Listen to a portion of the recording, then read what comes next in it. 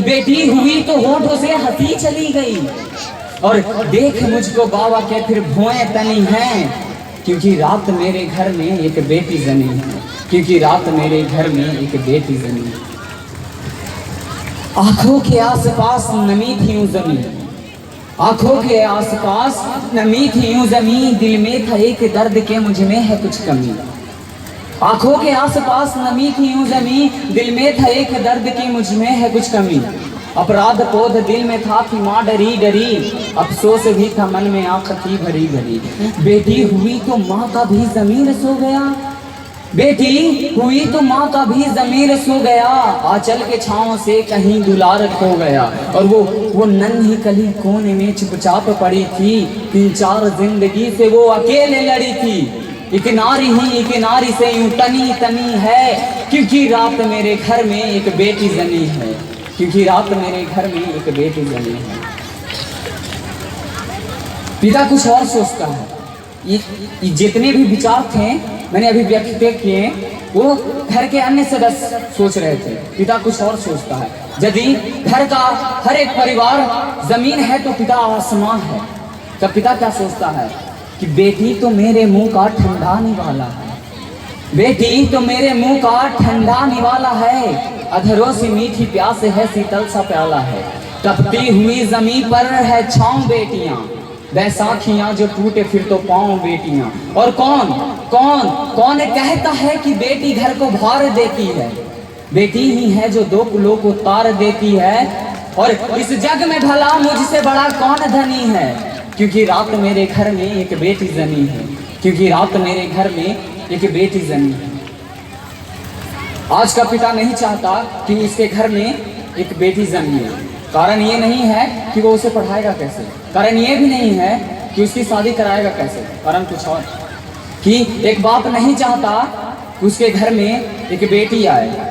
वो एक बाप नहीं चाहता कि उसके घर में एक बेटी आए जो केवल वो दे सकती है, वैसे खुशियों की पेटी आए। वो नहीं चाहता कि उसके घर में भी एक परी हो जो नन्ही सी मुस्कान लिए उसके सामने खड़ी हो। वो नहीं चाहता कि उसके सामने खड़ी हो। वजह ये नहीं है कि उसे वो पढ़ाएगा कैसे, वजह ये भी नहीं है कि उसकी शादी कराएगा कैसे, वजह कुछ और है। वजह ये है कहीं उसकी इज्जत तार ना हो जाए, उसे डर है कहीं उसकी बेटी का बलात्कार ना हो जाए, उसे डर है कहीं उसकी बेटी का बलात्कार ना हो जाए। हमारे समाज में कुछ ऐसे लोग हैं ना जो कहते हैं कि लड़कियों के साथ गलत होने का कारण केवल लड़कियां हैं। वो छोटे कपड़े पहनकर बाजार में निकलती हैं, इसी के कारण से उनके साथ दुष्कर्म होते हैं। रात में बाहर निकलती हैं तो उनके साथ दुष्कर्म होते हैं। मैं बताऊं, आपको तकलीफ है कि लड़कियां छोटे कपड़े पहनकर बाजार में ना निकले, चलो ना निकले, रात में ना निकले। दिन में अच्छे कपड़े पहनकर लड़कियां बाजार में निकलती हैं ना, तो क्या होता है पता है, उनके साथ 4 जन पीछे लग जाते हैं, 4 जन पीछे कमेंट करने में लग जाते हैं। तो न रात में चल सकती है वो, न दिन में चल सकती है, तो वो बाजार जाए तो कब जाए। केवल लड़कों को ही बाजार में जाने की अनुमति है, लड़कियों को नहीं।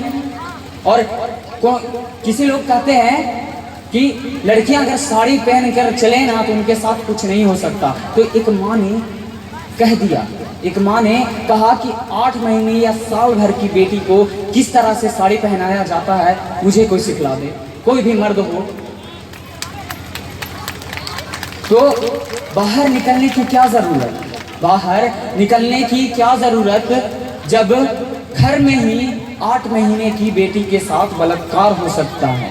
सच्चाई बोल रहा हूं मैं कि बाहर निकलने की क्या जरूरत जब घर में 8 महीने के बेटी के साथ बलात्कार हो सकता है। और किसी बाहर वाले की क्या जरूरत जब उसका रिश्तेदार ही उसका गुनहगार हो सकता है, जब उसका रिश्तेदार ही उसका गुनहगार हो सकता है। अब मैं अपने पे आ जाऊं। मुझे देशभक्ति के बारे में बुलाया गया तो उसी पे एक लाइन, मैं रास्ते से जा रहा था तो एक भाई साहब मिले, उन्होंने कहा कि तूने शेर देखा है। मैं तो चंभे में पड़ गया कि उन्होंने शेर कब देख लिया। तो मैंने कहा कि हालांकि मैंने शेर ना देखा हो, लेकिन जो मैंने देखा है वो शेर से कम नहीं है। तो यहाँ के जो बैठे हुए लोग हैं ना, स्टूडेंट 10वीं और 12वीं से बिलोंग अधिकतर करते हैं। तो मैं उन्हीं पे कि स्कूल का स्वैग 10वीं से 12वीं तक, स्कूल का स्वैग 10वीं से 12वीं तक। और मैंने शेरों को देखा है जंगल से बाहर आर्मी में।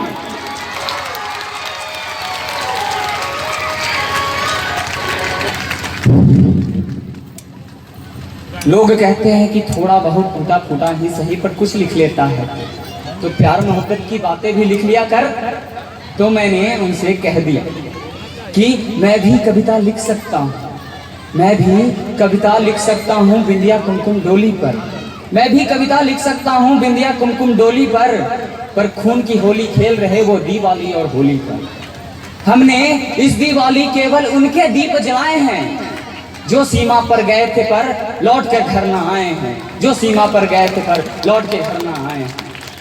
अपना सब कुछ खोया है, उन्होंने देश के कल के खातिर अपना सब कुछ खोया है। और ये भी एक सैनिक का बेटा है जो लिखते लिखते रोया है।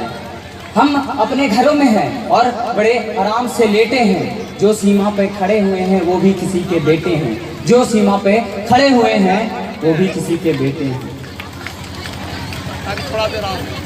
हर बंदा का एक ग्रुप होता है जिसमें 4 से अधिक हो सकते हैं। मेरा भी एक ग्रुप है जिसमें हालांकि